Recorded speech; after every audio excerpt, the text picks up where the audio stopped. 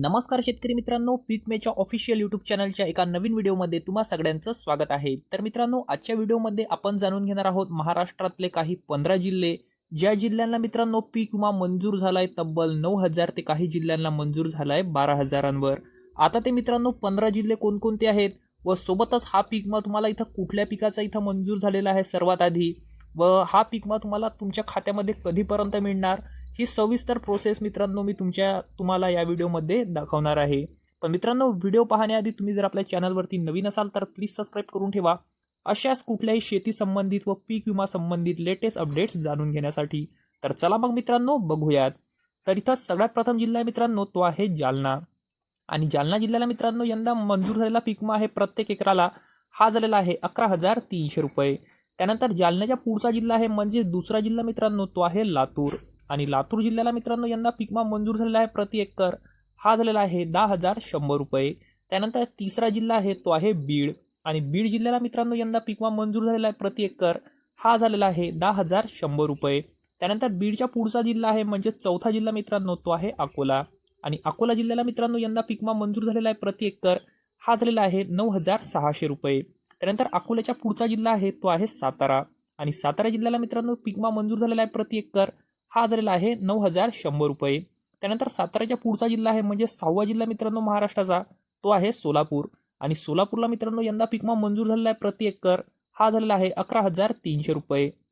त्यानंतर सोलापूरच्या पुढचा जिल्हा मित्रांनो तो आहे अमरावती, आणि अमरावतीला मित्रांनो यंदा पीक विमा मंजूर झालेला आहे प्रति एकर हा झालेला आहे 10,700 रुपये। त्यानंतर 8वा जिल्हा मित्रांनो तो आहे नागपूर, आणि नागपूर जिल्ह्याला मित्रांनो यंदा पीक विमा मंजूर झालेला आहे प्रति एकर हा झालेला आहे 11,300 रुपये।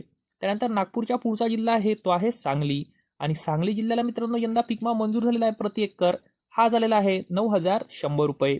त्यानंतर सांगलीच्या पुढचा जिल्हा आहे म्हणजेच 10वा जिल्हा मित्रांनो तो आहे वाशिम, आणि वाशिम जिल्ह्याला मित्रांनो यंदा पीक विमा मंजूर झालेला आहे प्रति एकर हा झालेला आहे 10,000 रुपये।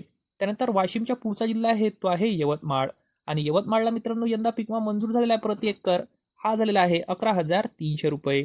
त्यानंतर मित्रांनो पुढचा जिल्हा आहे म्हणजेच 12वा जिल्हा तो आहे वर्धा, आणि वर्धा जिल्ह्याला मित्रांनो यंदा पीक विमा मंजूर झालेला आहे प्रति एकर हा झालेला आहे 9,300 रुपये।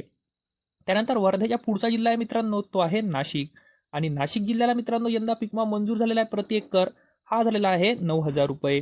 त्यानंतर पुढचा जिल्हा आहे म्हणजेच मित्रांनो 14वा जिल्हा तो आहे बुलढाणा, आणि बुलढाणा जिल्ह्याला मित्रांनो यंदा पीक विमा मंजूर झालेला आहे प्रति एकर हा झालेला आहे 11,300 रुपये। त्यानंतर या व्हिडिओचा सगळ्यात शेवटचा जिल्हा मित्रांनो तो आहे हिंगोली, आणि हिंगोलीला मित्रांनो यंदा पीक विमा मंजूर झालेला आहे प्रति एकर हा झालेला आहे 11,500 रुपये। तर मित्रांनो, हा काय मी तुम्हाला इथं पीक विमा सांगितलेला या 15 जिल्ह्यांचा हा तुम्हाला लक्षात ठेवायचा आहे मित्रांनो मूग पिकाचा आहे। अशाच प्रकारे मित्रांनो आता आपण पुढच्या व्हिडिओमध्ये जाणून घेऊ की तुम्हाला उडीद, मूग, कापूस, त्याचप्रकारे सोयाबीन आणि बऱ्याच काही पिकावर प्रत्येक एकरावर किती किती पीक विमा हा मंजूर झालेला आहे। आता मित्रांनो, नेमका प्रश्न पडतो की हा पीक विमा तुम्हाला तुमच्या खात्यामध्ये कधीपर्यंत मिळेल।